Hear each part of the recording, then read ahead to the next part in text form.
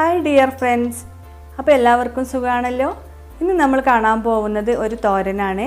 കോവക്ക ഇല കൊണ്ടുള്ള ഒരു തോരൻ. കോവക്ക ഇലയുടെ തോരൻ എന്ന് കേട്ടാണ്ട് ഇതാണിപ്പോൾ വിചാരിച്ചുകൊണ്ട് പോകുന്നും വേണ്ട. നല്ല ടേസ്റ്റിയാണ്. ചോറിൻ്റെ കൂടെ ഒക്കെ കഴിക്കാൻ പറ്റിയ നല്ലൊരു അടിപൊളി തോരൻ തന്നെയാണിത്. അപ്പോൾ അതിന് വേണ്ടിയിട്ട് ഞാൻ കുറച്ച് കോവക്കയുടെ ഇല പറിച്ചുകൊണ്ട് വന്നിട്ടുണ്ട്. ഇത് ഞാൻ കഴുകി വൃത്തിയാക്കി വെച്ചിട്ടുള്ള ഇലയാണ്. ഇത് അരമണിക്കൂർ വെള്ളത്തിലിട്ട് വെക്കണം, അപ്പോൾ അതിലുള്ള പൊടികളും കീടങ്ങളൊക്കെ പോവുള്ളൂ. അപ്പോൾ അതിന് വേണ്ടിയിട്ട് നമുക്ക് അരമണിക്കൂർ ഈ ഇല വെള്ളത്തിലിട്ട് വെക്കണം. അതിന് ശേഷം നല്ലവണ്ണം കഴുകി വൃത്തിയാക്കി വെച്ച ഇലയാണിത്. നല്ലവണ്ണം മൂത്ത ഇല എടുക്കരുത് കേട്ടോ, അതേപോലെ തന്നെ ഇളയ ഇല എടുക്കരുത്. അതിനിടയിൽപ്പെട്ട ഇല ഉണ്ടല്ലോ, അതാണ് നമുക്കിതിന് വേണ്ടി എടുക്കേണ്ടത്. അപ്പോൾ നല്ലവണ്ണം കഴുകി വൃത്തിയാക്കി വെച്ചിട്ടുള്ള ഈ ഇല ഒന്ന് അരിഞ്ഞെടുക്കണം.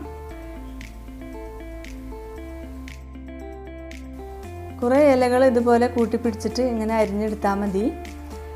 ഈ ഇലയ്ക്ക് ഒരുപാട് ഗുണങ്ങളുണ്ട് എന്നാണ് പറഞ്ഞു കേൾക്കുന്നത്. പ്രമേഹ രോഗികളൊക്കെ ഇത് കഴിക്കുന്നത് ഏറ്റവും നല്ലതാണത്രേ. അതുപോലെ തന്നെ പ്രസവിച്ചെടുക്കുന്ന സ്ത്രീകൾക്ക് മുലപ്പാൽ വർദ്ധിപ്പിക്കാൻ വേണ്ടിയിട്ടൊക്കെ നല്ലതാണെന്നാണ് പറയുന്നത്.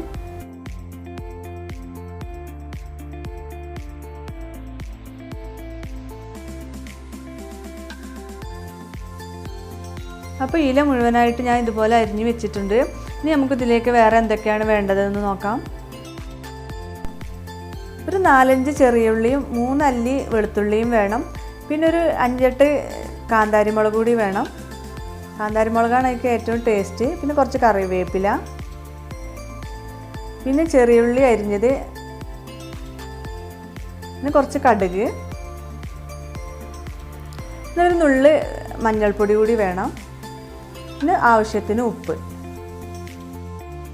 പിന്നെ തോരനിലേക്ക് ചതച്ചിടാൻ വേണ്ടിയിട്ട് 1 കപ്പ് തേങ്ങ ചിരകിയത് കൂടി വേണം. ഇനി നമുക്കൊരു പാൻ അടുപ്പത്ത് വെച്ച് അതിലേക്ക് 1 ടേബിൾ സ്പൂൺ വെളിച്ചെണ്ണ ഒഴിച്ച് കൊടുക്കണം. അതിലേക്ക് 1 സ്പൂൺ കടുക് ഇട്ട് കൊടുത്തിട്ട് അതൊന്ന് പൊട്ടിക്കഴിഞ്ഞാൽ അതിലേക്ക് ചെറിയ ഉള്ളി അരിഞ്ഞ് വെച്ചതും കൂടി ചേർത്ത് കൊടുക്കാം.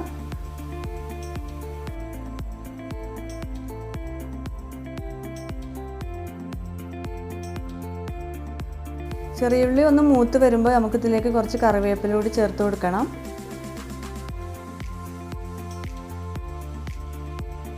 ഇനി ഇതിലേക്ക് അരിഞ്ഞു വെച്ചിട്ടുള്ള ഇല കൂടി നമുക്ക് ചേർത്ത് കൊടുക്കണം. അതിനുശേഷം നല്ലവണ്ണം ഇളക്കി കൊടുക്കാം.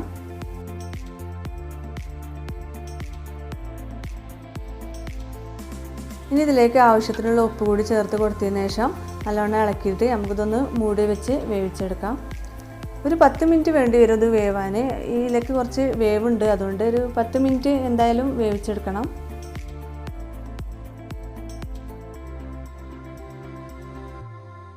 ഇല വെന്ത് വരുമ്പോഴേക്കും നമുക്കിതിലേക്കുള്ള തേങ്ങ അരച്ചെടുക്കണം.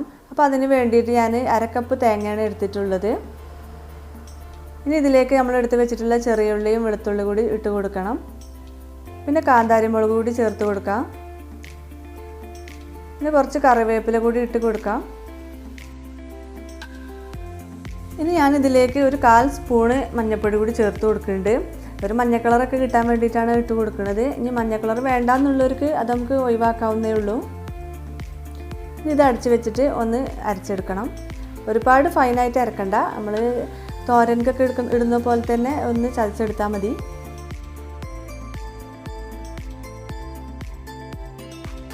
ഇപ്പോൾ കോവക്കായിൽ വെന്ത് വന്നിട്ടുണ്ട്. ഇനി നമുക്ക് ഇതിലേക്ക് ചതച്ച് വെച്ചിട്ടുള്ള തേങ്ങ കൂടി ചേർത്ത് കൊടുത്തിട്ട് നല്ലവണ്ണം ഇളക്കിയെടുക്കാം.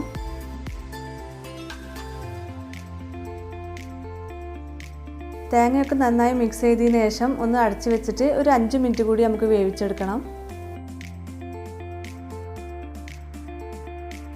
ഇപ്പം നമ്മളുടെ കോവക്കായില തോരൻ റെഡി ആയിട്ടുണ്ട്. നല്ല ടേസ്റ്റിയാണിത്. ചോറിൻ്റെ കൂടെയൊക്കെ കഴിക്കാൻ നല്ല ടേസ്റ്റിയാണ്. നമ്മൾ പയറിൻ്റെ ഇലയൊക്കെ വെക്കുന്നത് പോലെയല്ലേ, അതേപോലെ തന്നെ അതിലേറെ ടേസ്റ്റ് എന്ന് പറയാം. അപ്പോൾ അതുപോലെ തന്നെയാണ്.